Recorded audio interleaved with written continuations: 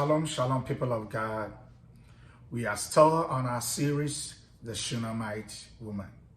2 Kings chapter 4, verses 15 and 16. So he said, call her. When he had called her, she stood in the doorway. Then he said, about this time next year, you shall embrace a son. And she said, no, my Lord, man of God, do not lie to your maid servant. In our last edition, we mentioned that the prophetic declaration by Elisha to the Shunammite woman required a waiting period. A waiting period is a time and place God uses to mold and prepare us for the task ahead.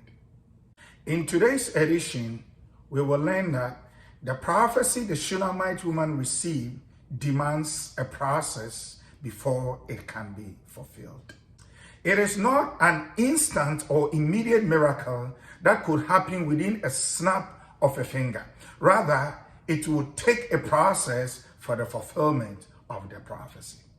Which means there are conditions attached to the prophecy. And one of the conditions is that she must go through the process of a 9-month period of pregnancy for the birth of her miracle son. Now, note very well that God is a God of process. And throughout scriptures, he accomplishes many of his plans and purpose through processes. Let's consider creation. It took God 6 days to create the heavens and the earth. He could have done it within a split of a second, but he chose to do it through a process until he accomplished his intention within a period of 6 days. This tells us that God is process oriented and he marvels in process. Let's also consider David before he became the king of Israel. As we all know, David was a shepherd in his family. God instructed Samuel to anoint him in the presence of his brothers, while Saul was still the king of Israel. David was invited to the palace as a musician and as an aide at the courts of Saul.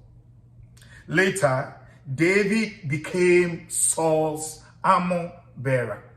After David had killed Goliath, the Bible says the woman began to sing songs saying, Saul had killed 1,000 and David 10,000.